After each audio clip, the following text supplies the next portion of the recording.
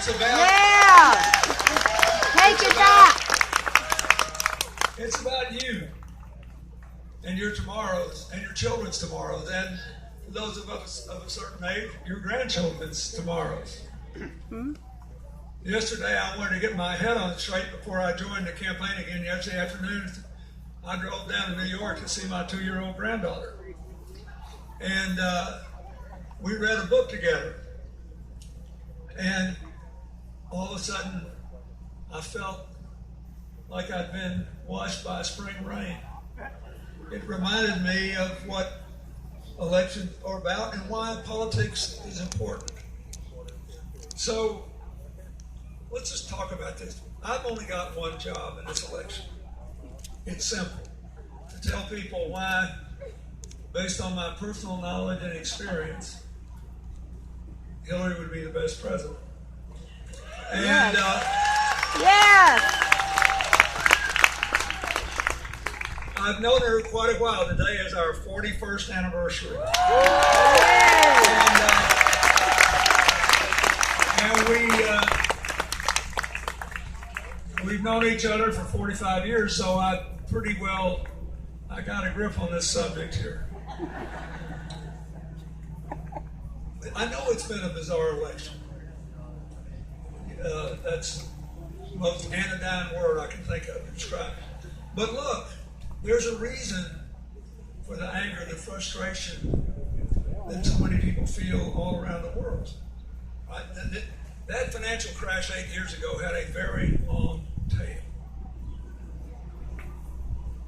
And then there have been all of these cultural changes that the ones in America I sort of like, but a lot of people are having trouble with it. I think it's a good thing that we have more racial, religious diversity. I think it's a good thing that the LGBT community finally got equal rights. I think it's a good thing that we have the youngest, most diverse workforce of any big country in the world. I think it's our meal ticket to the future. But there are a lot of people who feel that they've been left out and left behind in this economy, and they think nobody cares about them. And I can tell you, when I was born in Arkansas at the end of World War II, we had the second poorest state in the country. But nobody thought they were poor if they had food to eat, could bring a neighbor to lunch, clean clothes on their back, and they thought they could make tomorrow better than today. If you take away that last thing, then you feel not valued. You feel like you don't matter. And it's having no upward mobility hurts worse than going through temporary economic adversity. I was just reliving my life the other day. I don't do that much. I spend most of my time thinking about the future, but I just made a list of everything I'd ever done to earn money, and I don't know, there's more than 2 dozen things. And that for a while there, it looked like I couldn't hold a job. Or I had 3 or 4 at once. But I never doubted I could make tomorrow better than today. So today I was in the upper Midwest, and an African American bishop came up to me. And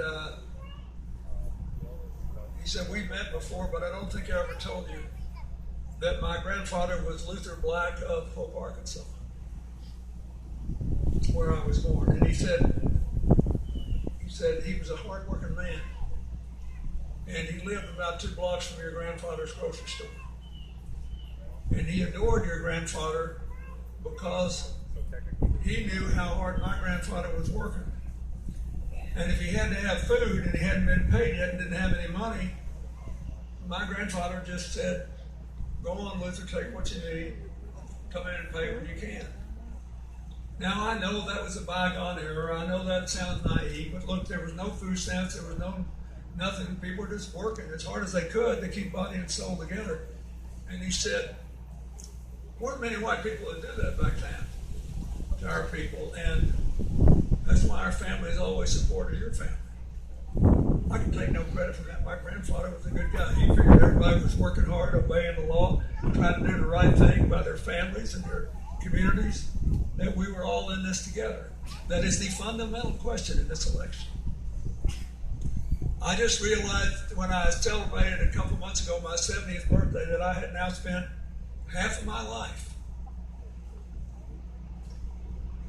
12 years as a governor, 8 years as president, and 15 years running my foundation in America and around the world. Half of my life trying to help people get a job, start a business, get a raise, educate their kids, provide health care for their family, have a place to live, and enable us all to rise together. And I've learned a few things that make Hillary stronger together, the right slogan for America, and the right mindset for us. Number